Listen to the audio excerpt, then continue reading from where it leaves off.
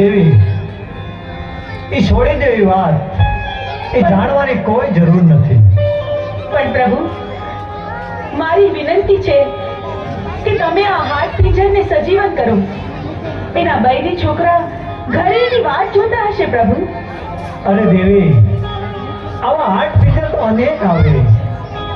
આવા સજીવન કરવા રહેશું તો કોઈ પાર નહીં આવે દેવી.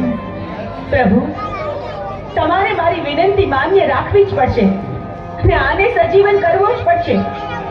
જો તમે આને સજીવન નહીં કરો તો પીળી પાંખની ભમરી બનીને જટામાં ઘૂસી જઈશ.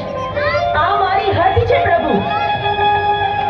દેવી હઠ લીધી છે, સ્ત્રી હઠ, બાળક હઠ.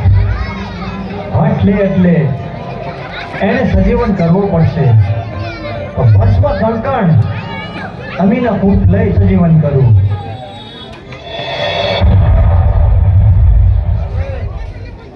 અરે પ્રભુ, મને સજીવન કરવાનું કારણ શું?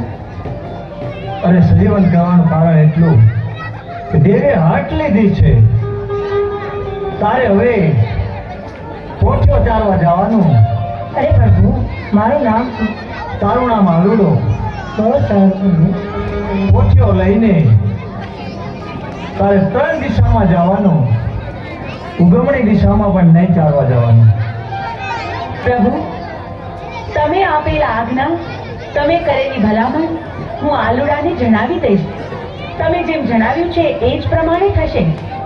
આલુડો ક્યારેય પણ દક્ષિણ દિશામાં પોઠિયો ચડાવવા નહીં જાય. હા દેવી, અત્યારે હું હિમાલય પર્વત ઉપર તાપ ઉપર જાઉં છું.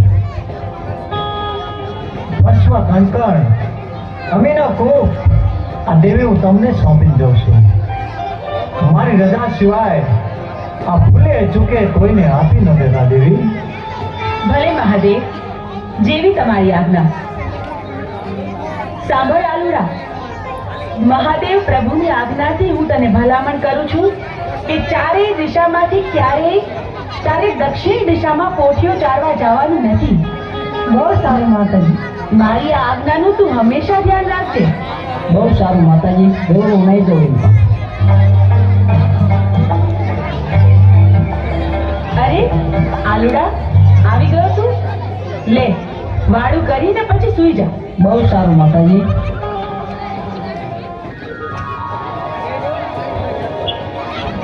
આલુડા, ઉઠ, આમ જો સવાર પડી ગઈ. તારે પોઠિયો ચડાવવા નથી જાવું? બહુ સારું માતાજી, જાઉં છું.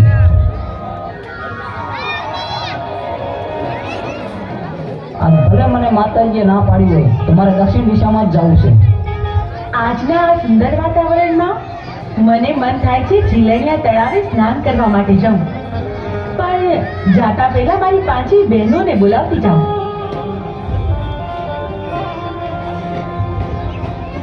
હા, મને માતુશ્રી ના પાડતા હતા અહીંયા કેવું ચરે એવું છે અને લીલું તળાવ પણ ભર્યું છે પાણીનું, તો ચાલ સ્નાન કરવા દઉં. અરે ભાઈ,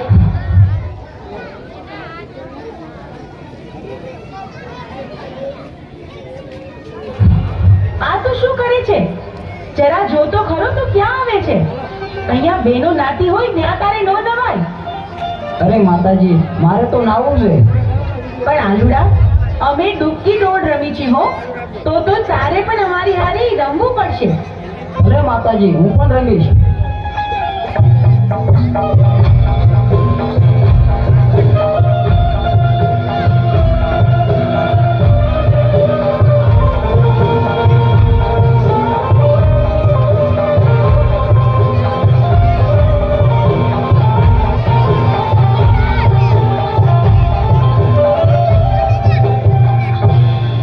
અરે માતાજી, હવે તો દી આથમી ગયો છે. હવે તો મને ઘરે જવા દો.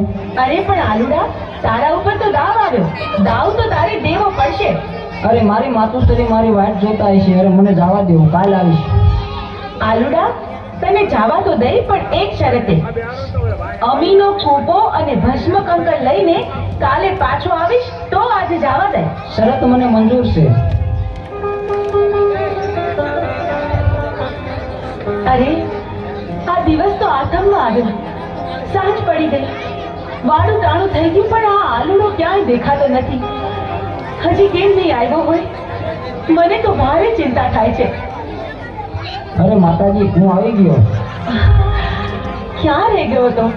બહુ મોડું કર્યું આજે તો તે. ભલે, હવે તું ખાઈ પીને આરામ કર, સૂઈ જા. બહુ સારું.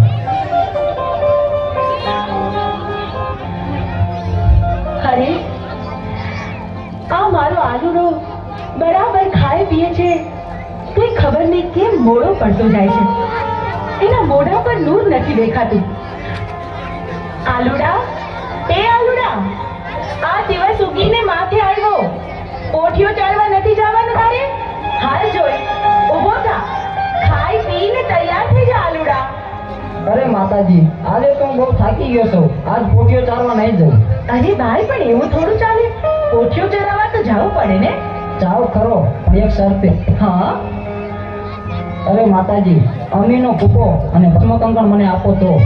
અરે પણ ભસ્મ કંકણ અને અમીનો કૂપો તારે શું કરવો છે? ભલે બેટા, હું તને ભસ્મ કંકણ અને અમીનો કૂપો આપું તો ખરી, પણ હાંજે હાંચવીને પાછો લેતો આવજે અને મને પાછો સોંપજે. બહુ સારું માતાજી.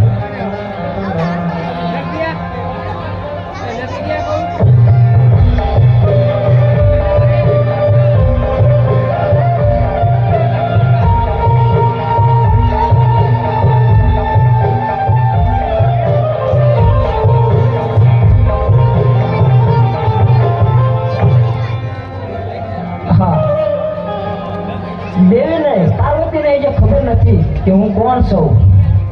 અમીનો કૂપો અને ભસ્મ કંકણ મારા માથે નાખી દઉં અને અમીનો કૂપો પી અને ઉમરિયા દૈત્યનો રાક્ષસ થઈ દઉં.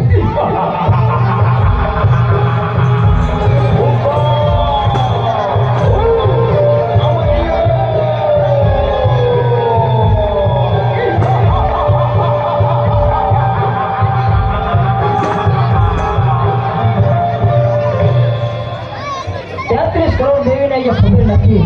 ચાલો જીરણિયા તલાવે જાઉં અને 33 કરોડ દેવીને મારા મૂછના મોંમાં બંધવાન કરું.